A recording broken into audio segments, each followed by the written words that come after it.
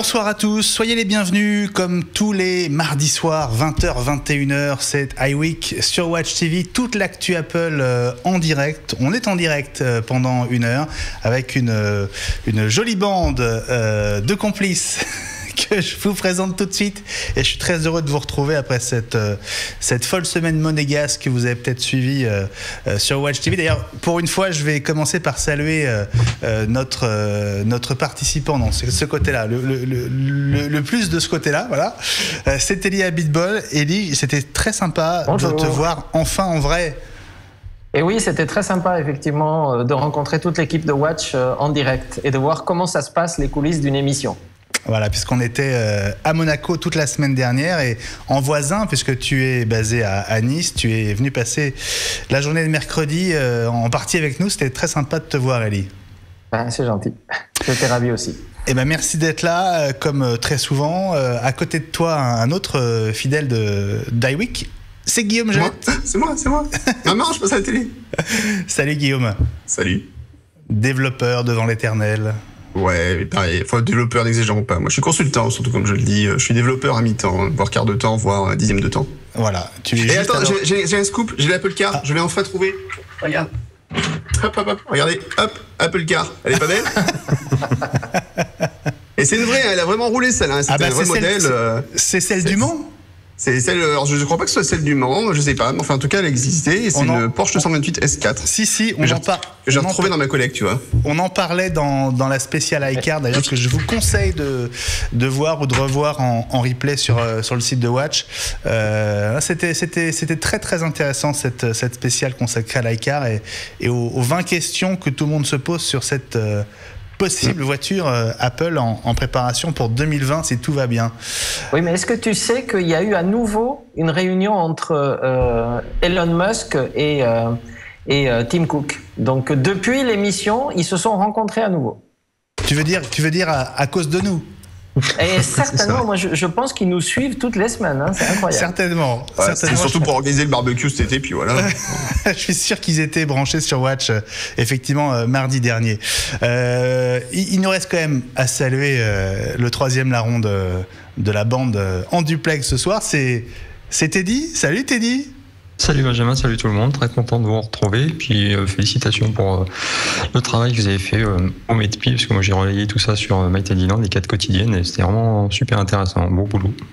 Oh, écoute, on a juste réussi à accueillir 40 invités en 4 émissions, c'était ouais, pas justement, mal. Une performance avec Samy, vous en êtes très bien sorti, je trouve, et puis c'était vraiment intéressant, parce qu'il y avait de tout, il y avait des objets connectés, il y avait des téléphones, il y avait des ordi, enfin...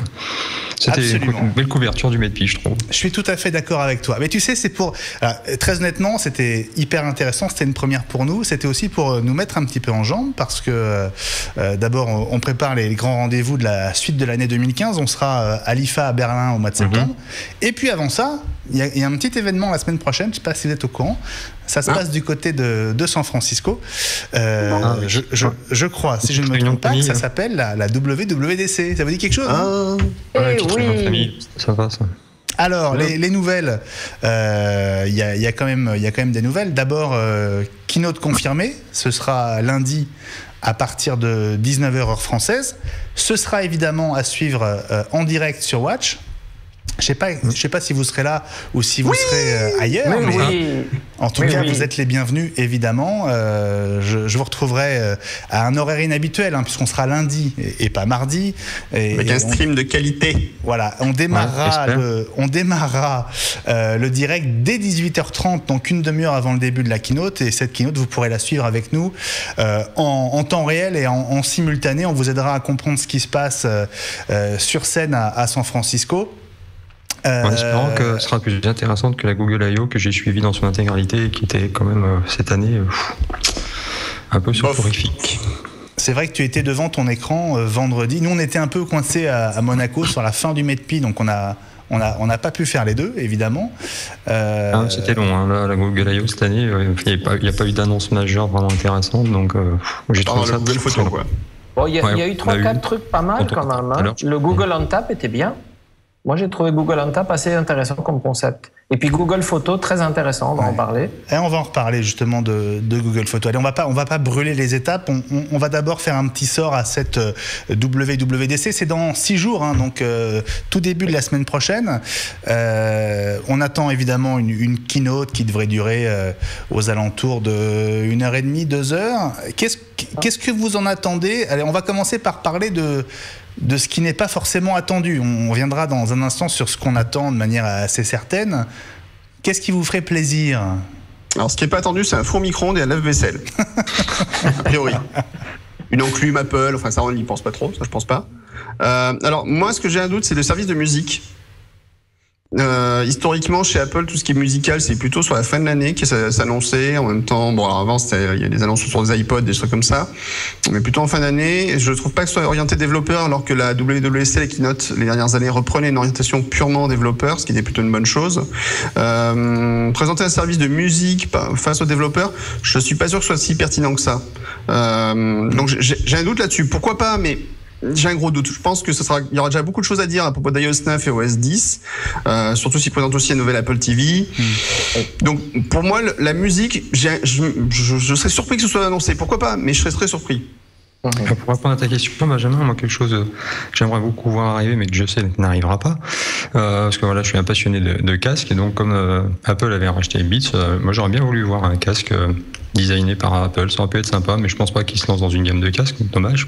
Parce que pour je pourrais faire, mais à mon avis, c'est présente, c'est fin d'année, quoi. Ouais, pas à ce moment-là, oui. Pas à ce moment-là. Et par contre, on va rappeler que donc elle s'appelle la WWDC, hein, donc c'est Worldwide Developer Conference, c'est la conférence donc développeur Apple. Il y a quelques années, on pouvait y aller relativement facilement si on était développeur. En gros, il suffisait de payer le billet d'entrée qui est d'environ $1,500 et puis évidemment de payer l'avion, l'hôtel, etc. Aujourd'hui, il y a tellement de demandes que ça fonctionne sur un système de tirage au sort, hein, de loterie. Ouais. Et même il y a quelques années, en fait, c'était plus intéressant que ça. Même il y avait des développeurs et même aussi tout ce qui était administrateur système c'était fortement, ça pouvait être très intéressant d'y aller puisqu'il y avait un parcours pour les administrateurs informatiques. Administrateur système, c'est à l'époque où Apple avait l'ambition sur le marché serveur, où elle avait encore les Xserve, Xan et toutes ces technologies-là qu'elle a abandonné malheureusement ces dernières années.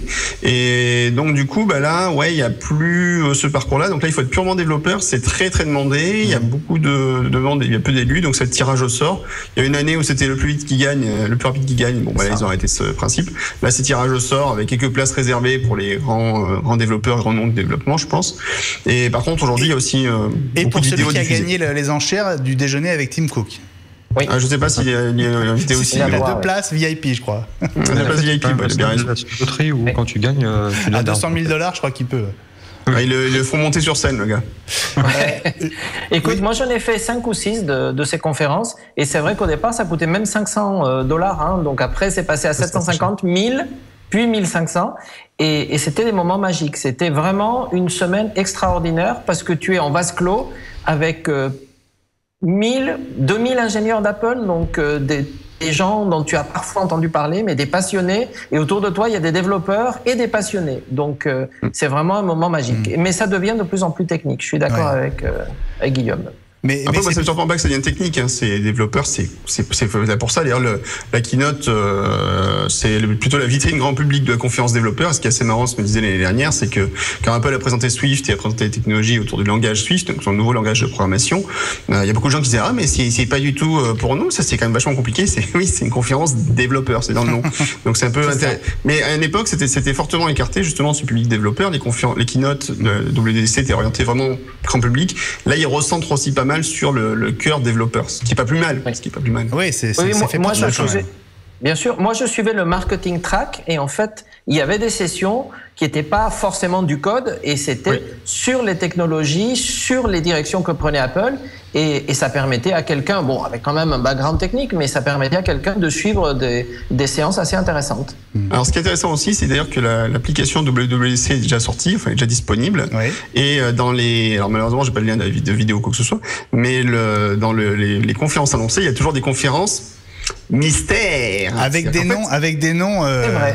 Voilà, il y a des trucs, par exemple, il y en a une, c'est celle-là, vous allez entendre beaucoup parler. Alors, on ne sait pas de quoi ils vont beaucoup parler, mais il y a vraiment, on va beaucoup entendre parler. Donc voilà, il y a des choses très très mystérieuses autour de ça. Et c'est là où ça va être le plus intéressant, c'est de voir qu'est-ce qu'ils vont mettre là-dessus. À voir. Alors, vous n'avez pas tout à fait répondu à ma question. Qu'est-ce que, par exemple, l'année dernière, ou c'était il y a 2 ans, parce que le temps passe vite, le nouveau Mac Pro, c'était l'année dernière? Non, il y a 2 ans. Non, 2 ans. C'était il y a 2 ans. Déjà, il y a 2 ans. Oui, puisqu'il était fin 2013. C'était bien à la keynote de la WDC. Tout à fait. Ah, alors, est-ce qu'il pourrait y avoir soit une grosse mise à jour, soit quelque chose d'aussi radicalement nouveau lundi prochain? Sur le Mac Pro, non. J'y crois pas, les processeurs... Au niveau hardware, je pense qu'à part la boîtier Apple TV, il n'y aura rien. C'est ça. C'est la seule chose. Pas de nouveau Mac lundi prochain pour vous? Je pense pas. Les Mac, on a vu, ils ont fait une mise à jour de la gamme. Il y a eu une possibilité de mise à jour, on a dit, c'est le MacBook Air. Je pense que s'ils l'ont fait justement il y a 2-3 semaines, c'est pour pas avoir à y revenir durant cette conférence, quoi. Il y a une machine qui n'a pas évolué depuis 1 an, c'est le MacBook Air. Ouais. Et là, c'est la seule à peu près sur laquelle on pourrait envisager effectivement une mise à jour intéressante. Mais c'est pas une machine de développeur non plus, le MacBook Air. Le Mac Pro, c'est pas une machine de développeur, c'est pas la question. Le Mac Pro, je veux dire, c'est même pas le Mac Pro n'est pas une machine de développeur. La plupart des développeurs aujourd'hui, ils achètent des iMac. Ils vont pas acheter un Mac Pro pour faire ça. Le Mac Pro, c'est une machine pour faire le Pro, hein, et pour se faire plaisir quand on a envie. Moi, je l'ai fait. Mais sinon, ça reste une machine. C'est pas forcément une machine de développement, le Mac Pro. C'est vrai. Oui, mais pour beaucoup de gens, ils préfèrent prendre 4 Mac Mini qu'un Mac Pro. Oui, mais le Mac Pro était un message. C'était pour passer le message qu'il allait y avoir une machine produite aux États-Unis, alors qu'il y avait eu des discussions sur la Chine, les conditions de travail, etc. Et Tim Cook voulait absolument recentrer le débat en disant mais nous sommes capables de fabriquer une machine aux États-Unis et on va vous le prouver. Et il y avait eu tout un argumentaire autour de ça. Moi, l'Apple TV, j'y crois parce que l'Apple TV, il y a un sens pour les développeurs si c'est un Apple TV qui s'ouvre par exemple aux apps. Il faut expliquer aux développeurs comment faire des apps pour l'Apple TV. Donc, et là, ça a tout son sens. Alors, est-ce qu'on peut rappeler l'Apple TV, c'est ce petit boîtier qui est grand comme deux jeux de cartes qu'on branche en HDMI sur sa télé. À quoi il sert si vous deviez l'expliquer à quelqu'un qui ne connaît pas l'Apple TV? Alors, il y a deux rien, fonctions. Tu dis, Guillaume? Non, c'est très très utile. C'est très utile. Moi, je le montre tout le temps chez nous.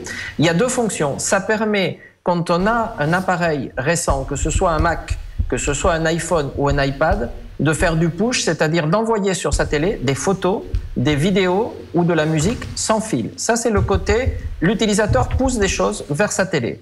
Le deuxième mode, c'est on est assis devant sa télé avec une télécommande à 4 boutons, ultra facile à utiliser, et on va chercher les photos, les vidéos et les musiques qui sont stockées sur son ordinateur. Ouais. Donc ça marche dans les 2 sens. Alors moi, mon problème juste, c'est qu'en fait, j'ai plus de prise HDMI suffisante sur ma télé, donc je peux pas le brancher. En fait, il y a déjà trop de choses. J'ai une PlayStation, j'ai 3 consoles dessus, la Wii U, machin. Et en fait, au final, je me retrouve Moi, j'ai pris le parti plutôt d'utiliser un Mac Mini comme Media Center, donc qui fait l'accès aussi à la télévision, l'enregistrement, etc. Après, le boîtier Apple TV est très intéressant, effectivement, utilisé en conjonction avec un appareil iOS ou un Mac aujourd'hui. Ça reste quand même le super plug and play, c'est facile d'emploi, c'est très intéressant, mais ça manque d'ouverture. Alors, ça manque encore d'ouverture à l'extérieur. Voilà. Ouais. Exactement. Encore plus en Europe. Alors, aux États-Unis, le nombre de chaînes commence à être assez conséquent. Le nombre de chaînes accessibles, donc chaînes numériques accessibles, et ça devient pas mal. Enfin, vraiment, c'est intéressant. En Europe, ça manque encore un peu de contenu, à part Canal Play et puis quelques autres trucs en plus. Mais toutes les chaînes, par exemple, classiques, ne sont pas disponibles sur Apple TV, ce qui est un peu dommage. Ça a un sens aujourd'hui d'ouvrir l'Apple TV aux apps, celles qu'on utilise déjà sur l'iPhone, l'iPad, etc. Parce que finalement, sur la télé, tu peux imaginer, par exemple, je sais pas, tu as des jeux installés sur ton iPhone et pouvoir y jouer sur l'écran de ta télé via ce boîtier. Ça, tu le fais déjà. L'iPhone te sert de télécommande. Mais ça, on le fait déjà. Tu le fais déjà en streaming, donc à la limite, aucun intérêt. Les jeux de course et tout ça le font déjà. C'était Asphalt, ou je sais plus lequel qui le faisait. Il y a d'autres jeux qui le font. Donc ça, je pense que c'est pas forcément indispensable dans Apple TV pour ça. La question, c'est est-ce que ça peut devenir une console indépendante ou est-ce que ça peut devenir quelque chose de totalement indépendant? Je te le dis, je disais ça, quoi. N'oubliez pas qu'il y a quand même une fonction dont on a beaucoup parlé récemment et qui va nous permettre d'enchaîner sur un autre sujet, c'est qu'on a beaucoup parlé de ce nouvel Apple TV comme étant un relais pour HomeKit, c'est-à-dire le boîtier de contrôle principal et qui permettrait en même temps de faire un relais et de connecter les différents appareils. Donc HomeKit, je rappelle, pour faire de la domotique et de la sécurité. Donc c'est un système de domotique et d'alarme dont on a parlé depuis 1 an. Bon, tu veux qu'on passe à HomeKit? Alors, ce qu'on peut faire, c'est qu'on peut passer à HomeKit tout de suite et revenir à la suite de la WWDC après HomeKit. Effectivement, HomeKit, c'est un peu le sujet du jour. On attendait depuis presque 1 an maintenant, parce que HomeKit, ça date de la WWDC 2014. Hein, l'annonce de c'est plus qu'un kit de développement, c'est presque les bases d'un nouveau standard qu'Apple essaye d'imposer, on va dire, hein, pour être clair. Oui. Et les produits se faisaient attendre. Oui, et il y a eu beaucoup de rumeurs comme quoi ça serait repoussé à la fin de l'année, etc. Et Apple a dit non, ça sera disponible dès le mois de juin. Et donc, il y a eu les premiers communiqués de presse aujourd'hui. Alors, je vous rappelle, pour être compatible HomeKit, il faut 3 choses. Il faut que les appareils soient soit Bluetooth 4, donc basse énergie, soit Wi-Fi, donc l'un ou l'autre, et dans tous les cas, qu'ils acceptent de fonctionner avec Siri. Ouais. Alors, pour pouvoir avoir des scénarios. Ouais. Voilà. Donc, alors, il y a eu plusieurs annonces. Il y a eu une avalanche d'annonces aujourd'hui concernant HomeKit. Tous les constructeurs s'étaient concertés avec Apple. Ce qui est étonnant d'ailleurs, c'est que les annonces aient lieu aujourd'hui, donc mardi 2 juin, et pas lundi prochain. Comment vous comprenez ça? Les mystères d'Apple. Il y avait un embargo, en tout cas. Moi, j'en ai discuté avec les gens d'Elgato. Il y avait un embargo jusqu'à aujourd'hui. Voilà. Donc, tout le monde était prêt et dès qu'ils ont pu se lâcher, ils sont allés à fond. Ouais, absolument. Ça. Alors, on va commencer par parler d'une marque que vous connaissez certainement si vous êtes sur Mac, si vous faites de l'acquisition vidéo. C'est Elgato. Elgato qui a donc officialisé aujourd'hui une gamme qui avait été préannoncée en fait au CES de Las Vegas au mois de janvier. Alors, l'histoire est assez rocambolesque parce que pour vous donner les détails, en fait, Elgato avait travaillé sur une gamme de produits domotiques juste avant l'annonce d'HomeKit. Elle était prête à sortir au mois de septembre dernier. Et donc 2 mois avant, quand Apple a annoncé HomeKit, Elgato s'est dit on va repartir d'une feuille blanche et redévelopper une gamme qui intègre évidemment HomeKit. On a profité du MEDPI, donc de notre présence à Monaco la semaine dernière, pour rencontrer Gil Schleier, le responsable des ventes à l'international de Elgato. Et on a enregistré cette interview dans laquelle il nous présente en avant-première cette nouvelle gamme de produits donc compatibles HomeKit d'Elgato. On se retrouve dans 5 minutes. À tout de suite. Oui, on a profité du MEDPI, de la présence de Watch ici à Monaco la semaine dernière pour rencontrer Gil Schleier de Elgato. Bonjour Gil. Bonjour. Gil, donc, qui représente Elgato qui fait cette annonce très importante ce mardi, qui concerne évidemment l'univers Apple, puisque c'est l'un des tout premiers, sinon le premier produit compatible HomeKit. Gil, tell us about Eve. I know that you've announced the project at CES, but since today it's a reality, right? A lot of things happened. Yes, correct. We're excited as Elgato. We're working for the system more than 2 years now. Actually, we planned to have an island standalone solution a long time ago, and then Apple announced last June, Apple HomeKit, a system for home, and we said, okay, it doesn't make sense to have a product itself next to Apple. So we said, okay, we want to be Apple HomeKit compatible, and here are the first 4 products from us that are certified by Apple and going to be launched very, very soon. So can you tell us about each of the products? What are they for, and what is the global philosophy? I certainly can, yes. Maybe let's start with Eve Weather on the right-hand side. Eve Weather is a product. It's for outside. It's a sensor to measure the temperature, humidity, and air pressure. It saves all the data on this little chip. And if you pass by with your phone, with an iOS device, it sends the data via your phone to the cloud. Okay. If you want to have access from outside, Apple will solve this problem by having the Apple TV, even the current one, as the gateway to outside. Okay, so that's one of the products. How many products altogether in the? What we're presenting today is 4 products. 4 products. We have much more in the pipeline that we're going to launch very soon. So Weather is the first one. Yes, what's next? So Weather is the first one with a price point of $49.95. Okay. The next one is Eve Room. It's a product for inside. It's very similar to the Eve Weather. It's a sensor for inside. But on additional to the sensors from the outside, it has a VOC sensor. It means volatile organic compound, measures the air quality. This will have a price point of $79.95. Then we have door and window. It's a sensor to just detect is the window or the door open or closed. Just open, closed. What is it for? It makes sense in the whole environment. If you in future, for instance, say, okay, someone opened the window, the heating goes down. It's all our products. This lineup of Eve is intended to give you more comfort. So you want to know what happened. Why did the temperature fall down so quickly? When did someone open the door? What changed in your home? So this product will help you to detect this. Okay. It will have a price point of $39.95. 39. Yes. Okay. But you need one for each window. You will need one for each window. Yes, that's Okay. the challenge. But the good thing, our products, you can start with only one. It works. You don't need any bridge. It's like 1 minute to set up. Just add accessory, and that's it. They're all independent, right? Exactly, all independent. And the last one? The last one is Eve Energy. What you see, it's a energy plug. So using maybe it's just a simple basic function of on-off. Yes. But you can turn off on the plug itself. There's a button. You can turn it on and off on the app, saying yes. And HomeKit, the great thing, all the products gonna be controlled by Siri. So Apple Siri, you can say, Siri, please turn on my dishwasher. Please turn on my lamp. It will happen. And the good thing with Apple HomeKit, this is why we're so excited, all products that are going to have the Apple HomeKit logo on the packaging and are certified by Apple will work together. So if you have one product, if you decide to buy an Elgato product, in the future you want to extend to a product that we might don't have, you can do so by just looking as a consumer at the Apple HomeKit sign.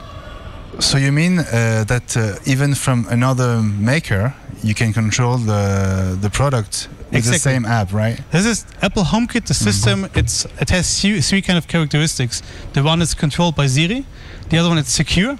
It's really Apple controlled. Everything is encrypted. Apple has no access to the data itself, and you will be able to do some scenes in the future.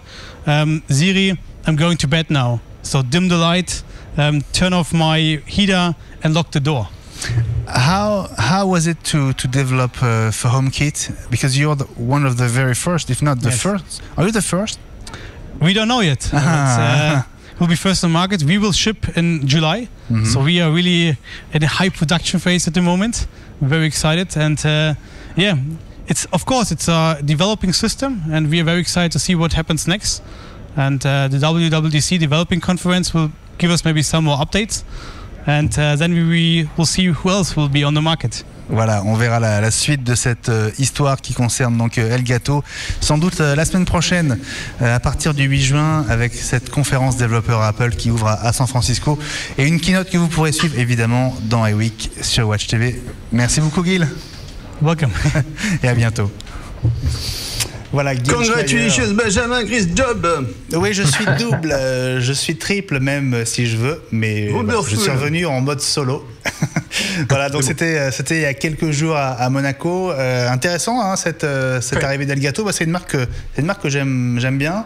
En général, ils sortent des produits qui sont des chouettes produits, très bon support, je tiens à le dire. Très bon support et une très bonne ergonomie. Absolument. Voilà. Très bon support. Moi, j'utilise le boîtier TV depuis des années, et c'est un produit qui est très satisfaisant, vraiment bien, et leur support est vraiment bien. Voilà. Donc, je trouve que Elgato se lance là-dedans, c'est une bonne chose, c'est une bonne nouvelle. Si j'attends aussi qu'ils fassent des mises à jour du côté de leur logiciel ITV. Mais en même temps, moi, ce qui m'a intéressé. On parlait tout à l'heure de l'Apple TV et de son application sur HomeKit. Ouais. J'ai repensé en même temps à un produit qu'Amazon a sorti il n'y a pas très longtemps. Je ne sais pas si vous avez entendu parler de l'Amazon Echo. Vous avez entendu parler de ce truc-là? Non, dis-nous. C'est sorti aux États-Unis. En fait, c'est une sorte d'enceinte qui t'écoute toute la journée. Tu peux lui parler, elle te répond. Et tu peux lui demander des informations, tu peux lui demander plein de choses. Et en fait, après, c'est Amazon, hein, donc ça veut dire que l'idée, c'est aussi de se dire je peux rajouter des éléments sur ma liste de courses, des choses comme ça. Mais tu peux lui poser des questions et tu peux aussi contrôler ton environnement en lui parlant, en fait. C'est un peu comme dans Star Trek, quand ils disent ordinateur, donnez-moi les informations sur ceci, cela. Vous pouvez faire la même chose, en fait, de n'importe où dans la pièce de votre maison. Ça a l'air assez... j'ai vu des tests un petit peu là-dessus, c'est assez puissant. Même si ça pose toujours des questions sur le fait qu'un appareil vous écoute en permanence et envoie des informations éventuellement vers Amazon, et qui risque de vous écouter. Mais moi, je me posais la question de savoir si Apple pouvait penser à faire un truc dans ce genre-là, savoir un périphérique qui vous écoute et vous dit, dis Siri, est-ce que tu peux allumer la lumière dans le salon, sans besoin d'avoir justement d'aller chercher votre téléphone. Oui, mais c'est ce qu'on attend. Oui, je suis d'accord. Ça pourrait faire partie des idées pour la semaine prochaine, ça, non? Voilà. Ou évidemment, absolument. l'autre solution, l'Apple Watch. Puisque Apple Watch, contrôle, tu l'as tout le temps sur toi et tu peux contrôler ton environnement à la voix avec ton Apple Watch. Tu as remarqué qu'en 2 temps, 3 mouvements, je t'ai trouvé la Et ça, si c'est pas la classe absolue, je suis épaté. T'as vu ça un peu? Ouais, ça, c'est la classe, rien à dire. Donc voilà. Par contre, moi, je suis pas pour qu'il écoute tout le temps. Moi, ce que j'avais entendu, en tout cas, de l'Apple TV, c'est qu'il y aurait une télécommande à un bouton, donc Siri, plus une partie tactile. Donc, en fait, ça marcherait à partir du moment où soit on appuie sur le bouton, ou soit on dit Hey Siri sur l'Apple Watch ou sur le téléphone, etc. Mais pas en permanence. Et là, tu vois, alors, ce qu'il faut faire attention, c'est quand on commence à dire dis Siri et que les gens écoutent avec leur iPhone allumé, ça va déclencher leur iPhone, ça va déclencher des trucs. Là, c'est marrant. Dis Siri, lance l'application Watch TV. Alors, vous avez entendu que Elgato donc annonçait la dispo de ses produits pour le mois de juillet, donc c'est le mois prochain, donc c'est pas tout de suite. Et alors c'est un peu la course à l'échalote, parce que il y a eu beaucoup d'annonces aujourd'hui. Évidemment, on regarde aussi du côté des disponibilités. Apparemment, il y a certains produits qui seraient disponibles dès aujourd'hui. Je pense notamment à ce boîtier de chez Insteon. Alors c'est une dispo très limitée, parce qu'ils ne sont pas encore en magasin. Et je crois que c'est aux États-Unis uniquement. Que aux US, et je crois qu'on les trouve pour l'instant uniquement sur chez Amazon et sur le site smarthome.com. Donc il n'y aura pas de disponibilité large avant le mois prochain. Il y a en fait toute une ribambelle de marques qui ont annoncé des produits aujourd'hui. Il y a aussi par exemple Ecobee. On est toujours dans l'univers de la maison à chaque fois. Finalement, est-ce qu'on va pas se retrouver avec des dizaines de produits qui font tous la même chose? Je pense, à un moment donné, il y aura des morts. De toute façon, ça ne fonctionnera pas pour tout le monde. Bon, après, là, dans tout ce qui est présenté, là, il y a, par exemple, pour la France, il n'y a que les produits d'Elgato qui sont commercialisés. Les autres, ils ne seront pas chez nous. Mais c'est vrai que s'ils se mettent tous à faire plus ou moins la même chose, ils ne vont pas tous fonctionner, je pense pas, à mon avis. Dans la liste qu'avait publiée Apple l'année dernière, il y avait 170 marques. Donc, pour faire de la domotique, ça fait, à un moment donné, ça capte de la température, ça détecte des ouvertures de portes et ça allume ou ça éteint des prises. Donc, si vous aimez contrôler vos prises à distance, vous allez être gâtés. Parce que là, vous allez pouvoir vous régaler dans toute la maison. Oui. Et là, je pense qu'Elgato a 2 avantages. D'abord, leurs logiciels, généralement, sont beaucoup plus sophistiqués et beaucoup plus agréables à utiliser que les autres. Donc ça, c'est un point positif. Et deuxièmement, le positionnement du prix, moi, j'étais très surpris. Je pensais que ça serait beaucoup plus cher. Ça fait 2 ans que je suis vraiment la domotique. J'ai vu un peu tout ce qui se fait. Et là, franchement, j'étais surpris. Je trouve que c'est vraiment intéressant. Ouais, les tarifs sont intéressants. Si ça va vraiment faire du plug and play pur et dur, c'est vraiment pas mal, parce que c'est vraiment le seul problème, c'est que toutes les solutions domotiques, déjà il y a des problèmes de compatibilité entre les différents produits, c'est toujours un peu compliqué. Et en plus, avoir une solution que tu branches et tu peux contrôler avec ton iPhone, c'est super sexy. Moi, je rêve de me dire, j'arrive devant chez moi et je dis Siri, ouvre le portail, et que ça ouvre le portail de chez moi. Ça y est, le 25e siècle est parmi nous. Au moins.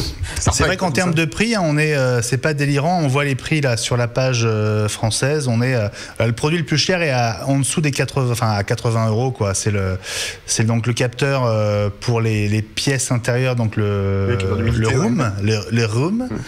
Même le capteur extérieur est moins cher, il est à moins de 50 €. Et puis les prises, les prises sont 50 € quand même, les prises connectées. Ça c'est pas donné en revanche. Par contre, ça c'est cher. Oui, c'est vrai.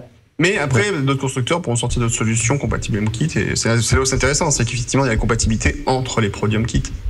Oui. Et là, il y aura des ouvertures sûrement très, très pertinentes. Ouais, ça c'est vrai que Gil insistait là-dessus. C'est vrai qu'avec leur appli, on contrôle les produits HomeKit de n'importe quelle marque. Bah oui. Donc, on n'a pas installé 50 applis, en fait. C'est ça. Finalement, on choisira l'appli qu'on veut. Oui.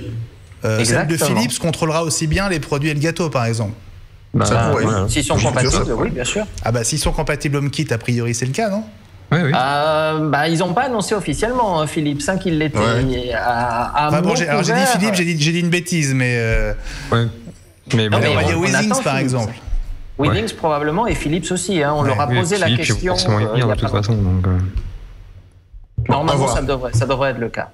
bah, oui. De toute façon, ça va venir petit à petit, je pense. Après, c'est comme pour tout. C'est à partir du moment où il y a un mouvement, une émulation qui se crée, si vraiment ça y va, les constructeurs vont suivre. Et Apple est très bonne pour ça, justement. C'est faire l'impulsion initiale.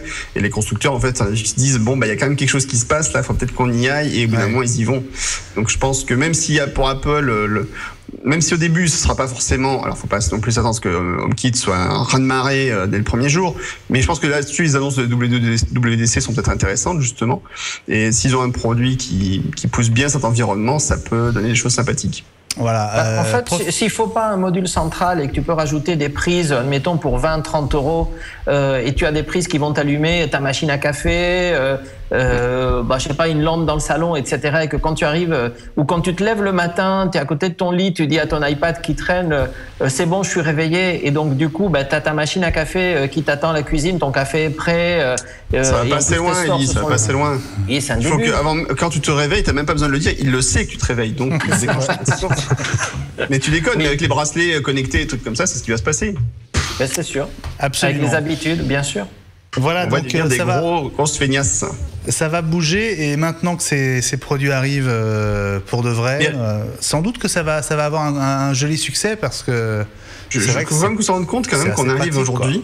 Ouais. On arrive quand même aujourd'hui à avoir effectivement les technologies dont on rêvait dans les séries des années 60, 70, 80. On commence à voir ça vraiment chez nous. Quand on parlait de pouvoir rêver de pouvoir parler à sa voiture dans K2000 avec sa montre, on peut quasiment le faire aujourd'hui, même si elle ne se pilote pas toute seule. Mais quoi que la voiture qui conduit toute seule existe aujourd'hui, n'est-ce pas ? Ça existe. Les Google Cars et autres commencent à le faire.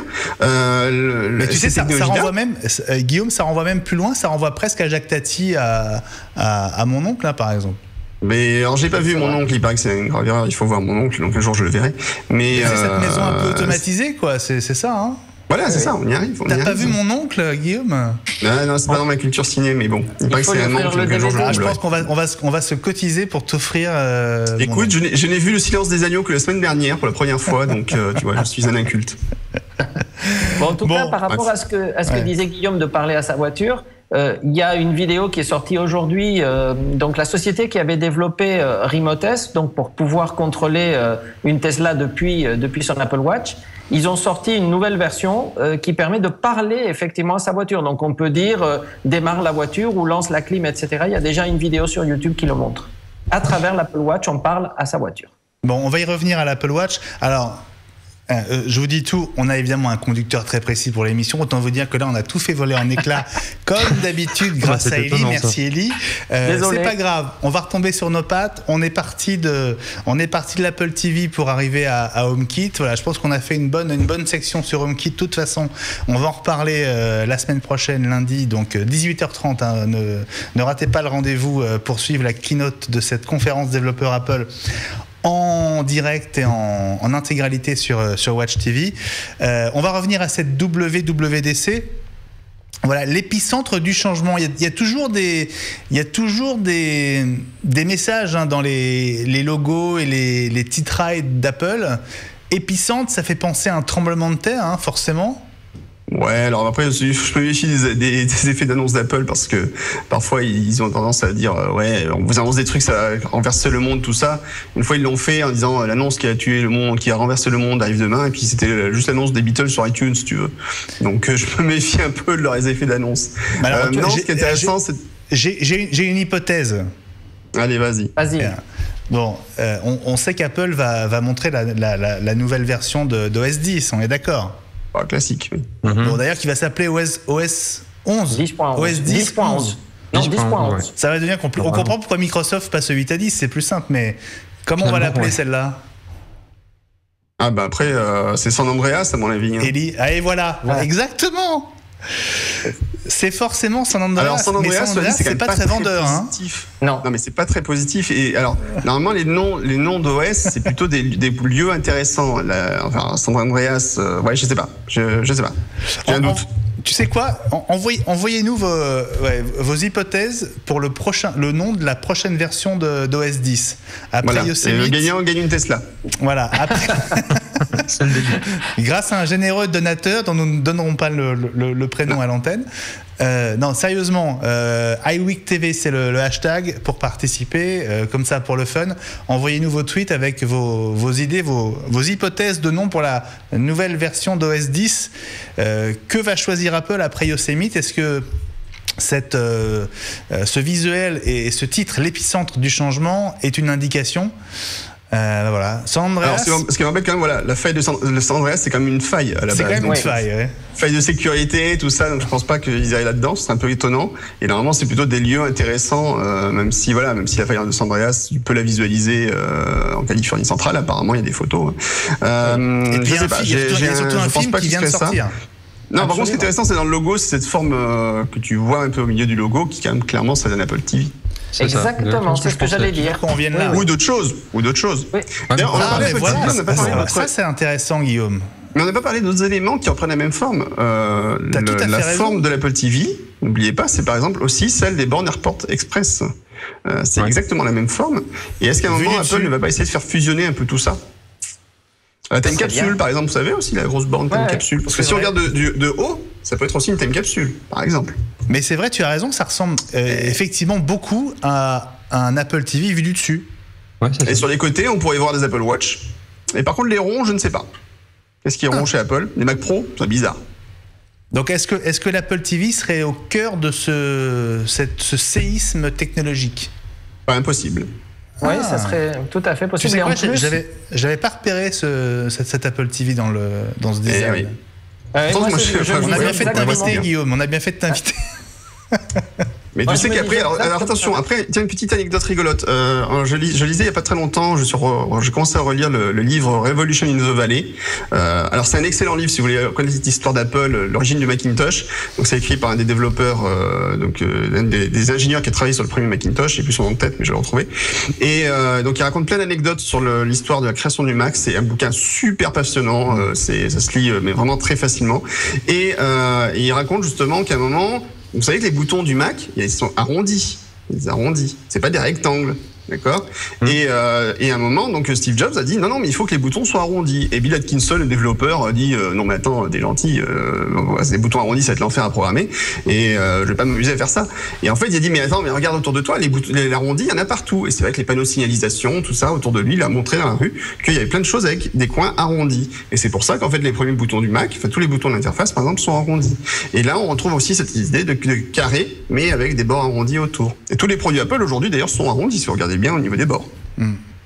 Donc voilà, l'épicentre du changement. Réponse, ce sera lundi prochain, dès 18h30 sur Watch en direct avec un iWeek spécial pour cette keynote de la WWDC. Keynote qui démarre, elle, à 19h heure française, qui sera live streamée par Apple, à condition d'avoir évidemment un appareil compatible, donc un Mac ou un appareil sous iOS ou un boîtier Apple TV. Oui. Tout à fait. D'accord? C'est ça, hein? Oui, oui. Bon, on va passer au reste de l'actu. On va marquer une toute petite pause. Vous voulez bien? Ok. Pas de problème. À tout de suite.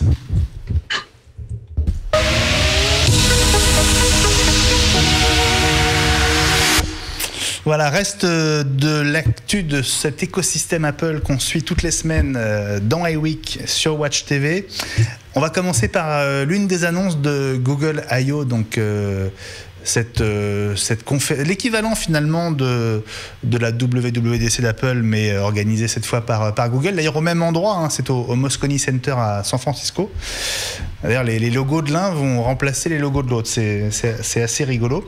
Et l'une des annonces de cette conférence, ça a été un concurrent potentiel pour le Photo d'Apple, qui s'appelle aussi Photo, mais cette fois chez Google. Est-ce que vous avez eu le temps de regarder Google Photo?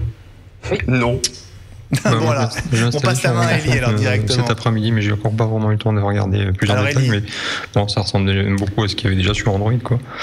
L'avantage, c'est que par contre, il n'y a plus besoin d'avoir forcément un compte Google Plus pour pouvoir l'utiliser, pour pouvoir partager. Donc, c'est bien. Ça, je trouve que c'est plutôt une bonne chose. Bon, et Teddy, puisque tu n'as pas eu beaucoup de temps pour jouer avec, on va se tourner vers Ellie qui a plongé les mains dans Google Photos. Qu'est-ce que tu en as pensé ? Alors, bon, juste un tout petit peu, parce que c'est une annonce très récente, donc je l'ai téléchargée. Un certain nombre d'infos intéressantes. D'abord, le stockage de photos est illimité. Il y a Walt Mossberg du ex-Wall Street Journal et maintenant Recode qui a fait un test un peu complet du produit et qui, lui, pour démarrer, a uploadé 36 000 photos. 36 000 photos haute résolution. Et ça lui a pris 4-5 jours quand même. Hein. Mais c'est gratuit. Donc ça, c'est la première chose. Deuxièmement, il y a toute une série de classements automatiques de l'application qui sont assez sympas. C'est-à-dire qu'évidemment, il va trouver les têtes, évidemment, il va trouver les lieux, mais il va trouver aussi des thèmes. Par exemple, s'il y a des photos qui parlent de plantes, il va les classer par plantes. Et s'il y a des photos qui parlent de voitures, il va les mettre dans voiture automatiquement. Donc c'est assez intelligent, c'est très rapide. Et il y a aussi des petits effets de retouches, etc. Donc c'est très intuitif et l'interface est assez agréable.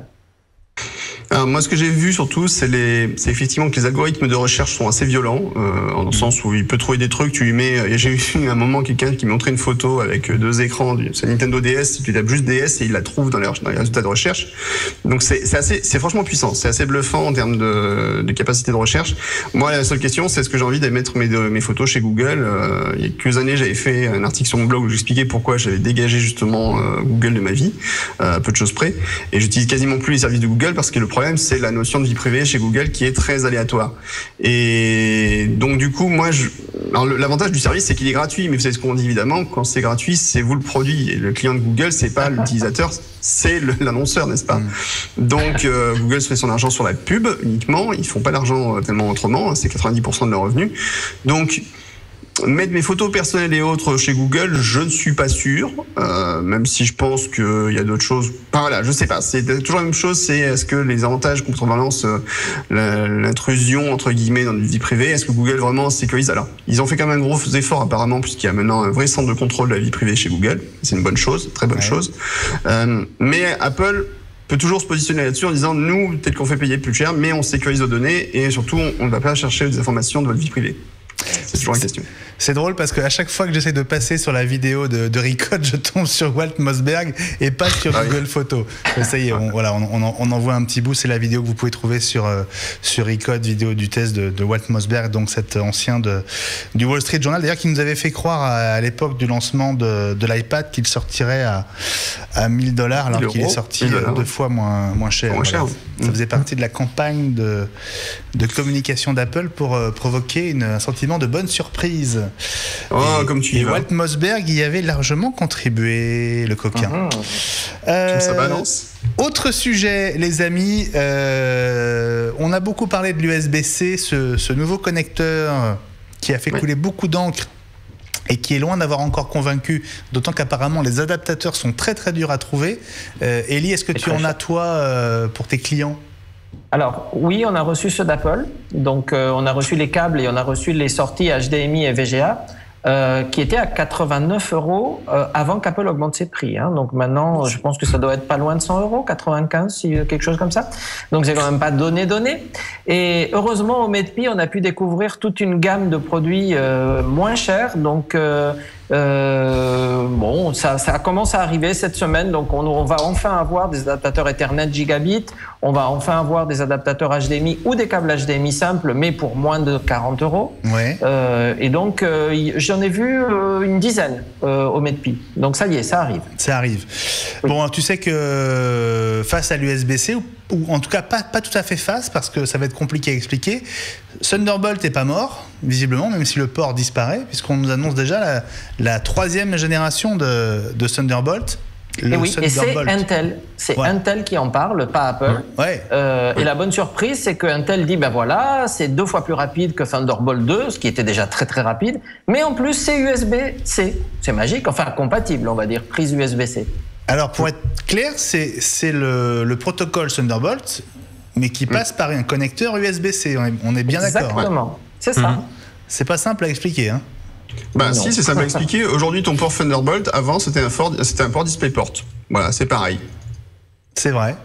Bah, c'est pareil. Avant, c'était un port vidéo. Maintenant, c'est un signal, c'est aussi un signal, ça transporte 2 signaux. Voilà. Bah, là, tu auras un port Thunderbolt sur lequel tu branches un connecteur qui sera l'USB-C. Alors, ça risque de rajouter la confusion, parce que oui, c'est ça. La question, c'est de se dire, tu auras des ports USB-C qui seront USB-C, mais tu auras aussi des ports Thunderbolt qui sont USB-C. Alors, il n'est pas évident, peut-être qu'Apple prenne cette solution-là. J'en sais rien. Enfin, on verra comment ça se passe, mais ça va être peut-être un peu compliqué. Ouais. Bon, après, le design du connecteur USB-C est plutôt un bon design. D'ailleurs, le Lightning a été utilisé comme base de travail pour l'USB-C. Et il y a une bonne raison à cela. La question surtout, c'est quel est l'avenir du Lightning chez Apple, quoi. Alors, on va rappeler, le Lightning, c'est ce qui a donné naissance au Thunderbolt chez Apple. Non, ça a donné. Enfin, non, pas vraiment. Le Thunderbolt est arrivé avant le Lightning, donc non. Le connecteur en lui-même, hein? Lightning, c'est le nom du Thunderbolt chez Intel, on est d'accord? Non, Lightning, c'est ce qu'on utilise sur les iPads et les iPhones, c'est le nouveau connecteur. Pardon, t'as raison. C'est celui-là, le Lightning. D'accord. Attends, quel était le nom de la technologie chez Intel pour Thunderbolt? C'était Thunderbolt. Non, il y avait un nom, Benjamin a raison, qui ressemblait à du Lightning. Lightwire ou un truc comme ça, enfin je sais pas, il y a un truc qui ressemblait à ça. Si vous avez la réponse d'ailleurs, envoyez-nous un tweet avec iWeek TV. Lightpeak. Voilà, on cale là-dessus. Tu as trouvé Lightpeak. Lightpeak, exact. Bon, après ce grand débat, Lightning, tu vois, la confusion était. Voilà. La question, qu'est-ce qu'il y en a du connecteur Lightning chez Apple au niveau de l'iPod? Est-ce qu'il va aussi passer en USB-C? Ce serait plutôt la solution la plus logique, solution d'avenir, on dira. Mais ça va peut-être pas se passer tout de suite. Je pense que s'ils le font, ce sera pas avant 2-3 ans. Ouais. Ou alors peut-être qu'ils peuvent dire prochaine génération finalement on passe en USB-C et comme ça tous ceux qui ont acheté les adaptateurs Lightning ça serait bien content. Voilà. Bon, en tout cas ça veut dire que l'USB-C est bien parti pour s'imposer comme mais je pense qu'on est à le même niveau si tu veux que l'USB sur le premier iMac quand il est sorti. C'est qu'en fait, on avait très peu de périphériques à la sortie. Bon, encore, là, il y a des adaptateurs qui vont arriver relativement vite, donc ça veut dire que les périphériques USB pourront être utilisables assez rapidement. Mais l'USB, au départ, il n'y avait rien. Quand l'iMac est sorti, il y avait une imprimante, et puis voilà, et les claviers Apple, les souris Apple. Et puis après, ça s'est démocratisé, ça s'est poussé petit à petit, puis voilà. Il n'y a pas d'ailleurs que l'iMac qui a poussé l'USB. À l'époque, Windows 98 arrivait avec le support l'USB, les constructeurs PC voulaient y aller, ça a pris du temps, mais voilà, on y arrivait quand même. Teddy ? Mais il y a déjà un constructeur PC qui vient d'annoncer, Asus a annoncé un portable avec USB-C comme connecteur uniquement. Ouais, ils ont lancé une montre aussi très rigolote. La ZenWatch 2. Ouais, la fameuse ZenWatch 2. Le rire absolu, tiens. Qui a un petit air de ressemblance, c'est vrai, en termes de design avec... si peu. Avec l'Apple Watch. Teddy, juste, tu trouves pas que Guillaume parle super vite aujourd'hui? Ah, désolé. Qu'est-ce que tu débites, Guillaume? Faut me le dire, mais c'est parce que mon cerveau travaille. Ça tourne vite. Hein. Bon, on va voir si tu es aussi prolixe sur Microsoft Wi-Fi. Oh. Ah là là. Ah, j'ai trouvé un moyen de te calmer, tiens. Non, mais j'ai pas lu l'annonce, donc j'ai pas vu ce qu'ils offraient réellement. Qui nous a glissé cette news dans le conducteur? Moi. C'est toi, Eli? Raconte-nous ce que c'est. En fait, Microsoft cherchait des façons de fidéliser sa clientèle autour de Office 365. Donc, ils ont commencé par proposer de l'hébergement gratuit. Et puis, après, il y avait une technologie dans Skype qui s'appelle Skype Wi-Fi qui permet de trouver des hotspots. Et ils se sont dit, et si on proposait à nos clients qui achètent l'abonnement Office 365 un accès Wi-Fi gratuit dans la plupart des villes des États-Unis? Commençons par là. Après, le reste du monde viendra. Et en disant, voilà, vous allez avoir du Wi-Fi haute vitesse, haute qualité partout, si vous êtes évidemment abonné à Office 365. Ça motive, tu le disais, ça motive pour s'abonner, c'est ça? C'est ça. Ouais. Après, qu'il y ait du Wi-Fi, c'est bien. Disons que vu le réseau aux États-Unis, c'est bien qu'il y ait du Wi-Fi, oui, c'est sûr. Bon, je dis ça, c'est pas une critique, hein, c'est juste que voilà, on sait que les réseaux téléphoniques sont pas forcément géniaux puisque l'État est très étendu et qu'il y a c'est un peu compliqué chez eux. Donc du coup, le Wi-Fi est quand même très sollicité, peut-être plus qu'en Europe, on commence à avoir des bons réseaux 4G, je pense. On va revenir à Apple. Guillaume. Alors, avec un changement de titre et de poste pour Johnny Ive, et moi, je me pose pas mal de questions sur cette évolution. Qu'est-ce qu'elle implique? Qu'est-ce qu'elle cache peut-être? Johnny Ive, donc le grand patron du design chez Apple, hein, le père de tous les produits Apple depuis le Spartacus. Non, depuis le Spartacus. Depuis le Spartacus, non, c'est vrai. depuis bien avant, puisque même il a bossé sur les 9600, il a bossé sur l'imprimante laser 8500, sur le Newton. C'est marrant, il en parle moins de cela, mais bon, parce qu'il il était stagiaire à l'époque. Qui était lié. Non, mais bon, c'est aussi comme ça qu'il s'est fait connaître chez Apple. Il a bossé sur des produits avant que Jobs arrive. Hein. C'est vrai. En tout cas, il évolue. Alors, on ne pensait pas que c'était possible parce qu'il était déjà vice-président avec son titre de commandeur de l'Empire britannique, etc., etc. Mais bon, il change quand même de casquette. Il devient Chief Design Officer. C'est un poste qui n'existait pas. Hein. Et en fait, il laisse, entre guillemets, il passe son poste à deux de ses bras droits, on va dire. Qui récupère son titre. Ça veut dire qu'il prépare, c'est le début de la retraite pour Johnny Ive ou... Déjà, il se libère de la touche, comme c'est dit dans l'article de Macplus.net, c'est qu'il se libère de tout ce qui est la gestion, administration, parce que c'est pas son truc, quoi. Donc, et par la même occasion, se libérer aussi du temps pour, je crois que c'est en fait pour que ces deux filles aient une éducation un peu à l'anglaise, donc il va voyager beaucoup, je pense. Et bon, voilà, c'est en ce sens, à mon avis, que les modifications sont faites. Donc vous le voyez. Pourquoi il a récupéré le jet privé de Steve. Donc il a besoin de voyager. Voilà, il l'a racheté. Hein. Oui. Il l'a racheté sur ses deniers propres. Oui. La question de fond, c'est est-ce qu'il faut s'inquiéter de cette évolution pour Johnny Ive ou pas? Non. Est-ce qu'il aura toujours autant Est-ce qu'il sera toujours aussi présent? Est-ce que... Non, il va prendre de la hauteur, il va prendre du recul. Donc, il ne sera pas vraiment la main dans le cambouis comme avant. Donc, il va donner des directions à ses équipes, mais il ne sera plus au niveau des détails. Alors que quand on sait que Steve était un maniaque des détails et que Jonathan Ive l'avait suivi là-dessus, prendre du recul, ça veut dire justement s'éloigner du détail. Ouais. Donc, peut-être consacrer davantage de temps à ce qui est vraiment ce qu'il sait faire le mieux. Et peut-être faire quelque chose de plus homogène autour d'Apple. C'est-à-dire qu'en fait, s'assurer que l'expérience Apple est plus homogène, que ce soit au niveau des appareils, que ce soit au niveau des logiciels, que ce soit au niveau de l'expérience utilisateur, que ce soit au niveau de leurs locaux, etc., puisqu'ils bossent aussi sur le Campus 2. Enfin voilà, c'est peut-être quelque chose de plus, un sens de design peut-être plus global dans l'entreprise et pas limité forcément qu'à la partie purement appareil. Ouais. Ok, ben on va suivre ça dans les semaines et les mois qui viennent, évidemment. Toujours du côté d'Apple, du staff, on sait désormais qu'Angela Arendt, la patronne des Apple Store, aime beaucoup faire des vidéos qu'elle envoie dans le monde entier aux employés des Apple Store pour leur donner les consignes qui vont bien. Apparemment, l'une des dernières vidéos en date indique que l'Apple Watch pourrait être bientôt retiré en magasin pour ceux qui la commandent sur Internet. Ouais. Est-ce que ça veut dire que l'Apple Watch se rapproche des APR ou pas, Elie? Probablement. Pour l'instant, non, pas de nouvelles. Évidemment, dès qu'on a vu ça, j'ai immédiatement interrogé Apple en disant « bonne nouvelle ». Donc nous allons avoir l'Apple Watch bientôt. Et pour l'instant, on travaille dessus, faites-nous confiance, soyez patients. Mais ça ne veut pas dire vous l'aurez en juin, hein, c'est ça le problème. Voilà. En tout cas, a priori, je pense que ceux qui l'ont commandé commencent à la recevoir. Les chiffres, des chiffres qui ne sont pas des chiffres Apple, mais indiquent 2,5 millions d'Apple Watch livrés pour 7 millions d'Apple Watch commandés. C'est ce que tu as vu aussi, ce que vous avez vu aussi? Absolument. Oui. Pas ça confirmé par Apple. Hein. Alors, attends, tu as vu qui a donné quel est l'analyste qui a donné les chiffres? Oui. Ou pas? Ah, c'est Trip Chaudhry. Alors, comme ça va. C'est un des pires analystes Apple qui existe. Hein. C'est un gars, non, mais il a fait des prédictions. Genre, l'année dernière, il avait prédit, de toute façon, si Apple, en mai dernier, il avait dit, ouais, mais si Apple n'annonce pas une montre dans les 60 jours, Apple est morte et enterrée. C'est techniquement ce qu'il a dit. Je ne mens pas. Et il est reconnu pour avoir dit vraiment beaucoup d'âneries et c'est catastrophique. Donc, bon, ce gars-là, quand il dit quelque chose, faut pas l'écouter. Simplement, vous passez à autre chose. Non, mais je plaisante pas. En plus, il y en a quelques-uns dans le monde d'Apple. Faut surtout pas les écouter. C'est comme, je sais plus comment il s'appelait cet analyste à une époque qui était aussi très connu dans le monde Apple pour dire beaucoup de bêtises. Donc, faut pas.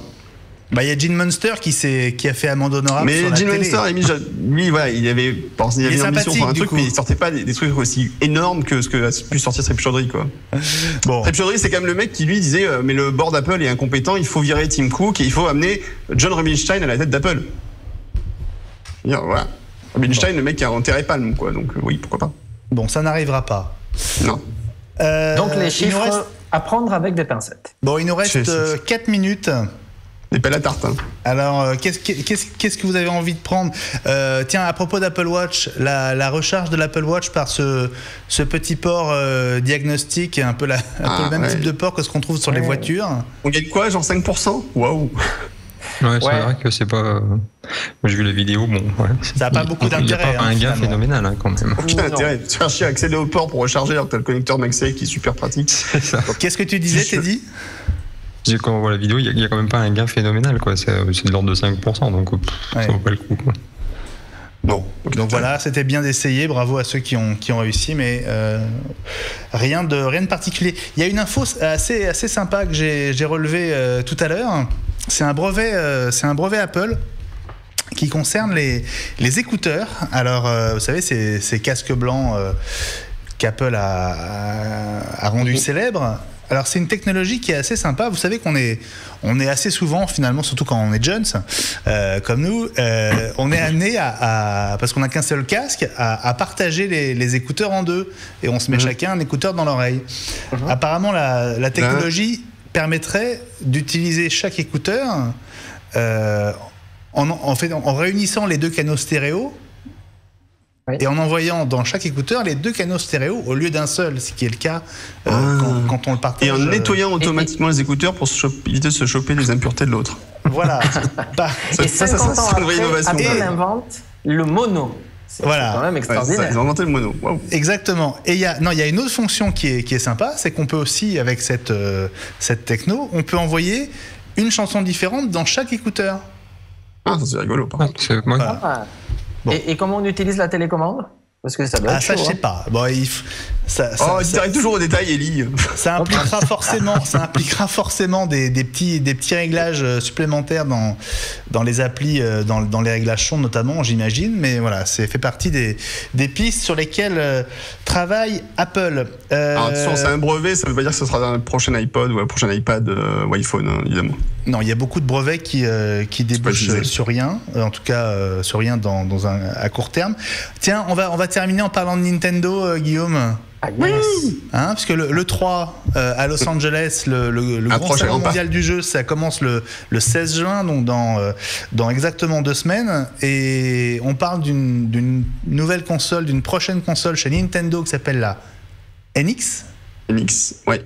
Et apparemment, elle ne tournera pas sous Android. C'est Nintendo. Mais il faut arrêter de dire que c'est une console. En plus, alors voilà. Alors, déjà, il y a une rumeur qui hier disait la Nintendo NX tournera sur Android. Le lendemain, la rumeur, évidemment, a été vraiment tuée dans l'œuf par Nintendo. Mais ils n'ont jamais annoncé que c'était une console. Ils ont dit que c'était une plateforme.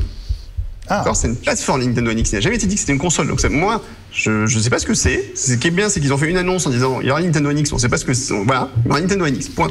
Mais on ne sait pas ce que c'est. Ça peut être un service de jeu en réseau, ça peut être autre chose. On ne sait pas du tout ce qu'il y a derrière la Nintendo NX. On en saura peut-être plus à l'eCube. Voilà. Tu dis quoi, toi, l'eCube ? eCube. Est-ce que ce sera. Oui, tu penses que ce sera dévoilé dans 15 jours ?